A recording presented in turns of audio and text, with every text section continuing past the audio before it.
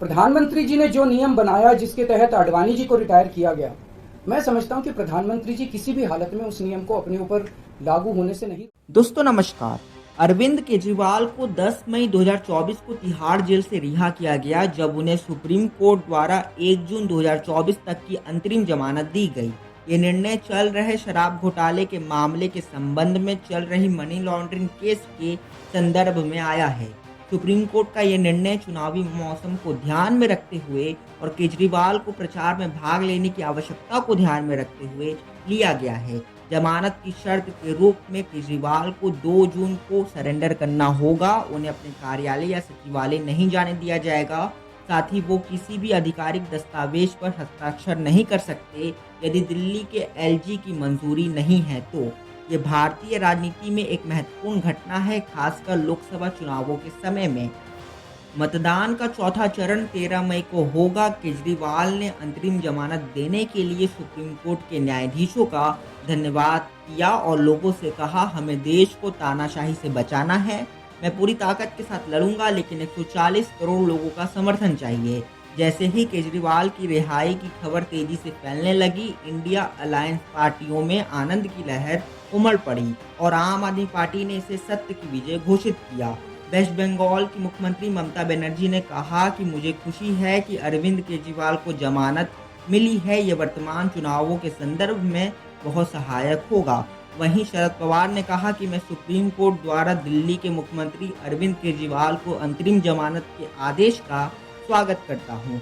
दूसरी ओर कहा जा रहा कि भाजपा ने दिल्ली में अपनी चुनावी रणनीति को फिर से बदल दिया है। जहां उसने 2014 और 2019 में दिल्ली के सभी 7 लोकसभा सीटों को जीता था, लोगों के अनुसार भाजपा अब अधिक सक्रिय रहेगी इंडिया अलायंस और अरविंद केजरीवाल के खिलाफ। भाजपा का अनुमान है कि केजरीवाल की रिहाई से कम 3 लोकसभा सीटों पर उत्तर पूर्वी दिल्ली, चांदनी चौक और पश्चिमी दिल्ली पर नकारात्मक प्रभाव पड़ेगा। केजरीवाल की रिहाई के बाद केंद्रीय मंत्री अमित शाह ने कहा कि लोग उन्हें शराब नीति घोटाले की याद दिलाएंगे। ये साधारण जमानत नहीं है, ये अंतरिम जमानत है। वो प्रचार कर सकते हैं, लेकिन हर बार जब वो प्रचार करने जाएंगे तो लोग शराब घोटाले को याद करेंगे। वहीं केजरीवाल ने जेल से निकलने के बाद जब अपना पहला भाषण दिया तो उन्होंने भाजपा को आपस में ही लड़वाने का काम कर दिया। ये बात बोल करके कि अगर नरेंद्र मोदी फिर से सत्ता में आएंगे तो 2 महीने के अंदर यूपी के सीएम योगी आदित्यनाथ को उनके पद से हटा दिया जाएगा। वहीं नरेंद्र मोदी सितंबर में 75 साल के हो जाएंगे। इसके बाद उनको रिटायर करके अमित शाह को प्रधानमंत्री बना दिया जाएगा। फिर दोस्तों केजरीवाल की बात पर पूरी की पूरी बीजेपी उनके ऊपर हमलावर हो गई और केंद्रीय मंत्री अमित शाह ने बयान दिया कि प्रधानमंत्री नरेंद्र मोदी 2029 के बाद तक देश के प्रधानमंत्री बने रहेंगे। हालांकि अमित शाह ने योगी आदित्यनाथ को सीएम पद से हटाने वाली बात पर कोई जवाब नहीं दिया। तो क्या अगर बीजेपी सत्ता में आएगी तो उत्तर प्रदेश के मुख्यमंत्री को बदल दिया जाएगा? ये बहुत बड़ा सवाल आज बीजेपी से पूछा जा रहा। केजरीवाल की रिहाई तक आम आदमी पार्टी के अभियान का ध्यान केंद्रित उनकी गिरफ्तारी पर था। पोस्टर में दिल्ली के मुख्यमंत्री की तस्वीर को जेल के अंदर दिखाया जाता था। अब जबकि आम आदमी पार्टी के प्रमुख वापस आ गए हैं तो अभियान की गतिविधि बदल जाएगी।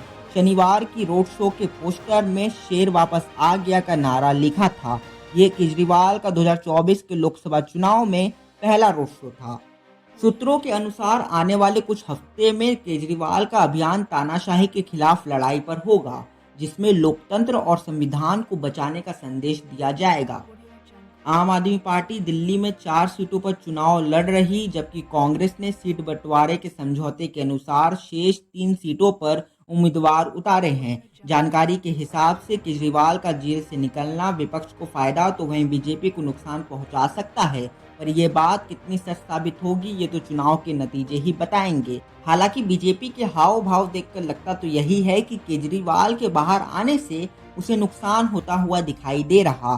तभी सोशल मीडिया पर कई सारे बीजेपी समर्थक सीधे तौर पर सुप्रीम कोर्ट को निशाने पर लेते हुए उसे दोगला बता रहे और केजरीवाल की रिहाई को गलत मान रहे। लेकिन फिर भी सवाल ये उठता है कि अगर सुप्रीम कोर्ट ने राम मंदिर का फैसला सुनाया और वो सही फैसला था तो फिर केजरीवाल के फैसले में वो गलत कैसे? सोचने वाली बात यह है कि यहाँ पर दोहरा चरित्र सुप्रीम कोर्ट दिखा रहा या फिर भारतीय जनता पार्टी के समर्थक। बाकी क्या है आपकी राय, कमेंट करके बताएं। और वीडियो अच्छा लगा तो लाइक करके चैनल को सब्सक्राइब कर लें और बने रहें हमारे साथ। मिलते हैं अगले वीडियो में। धन्यवाद।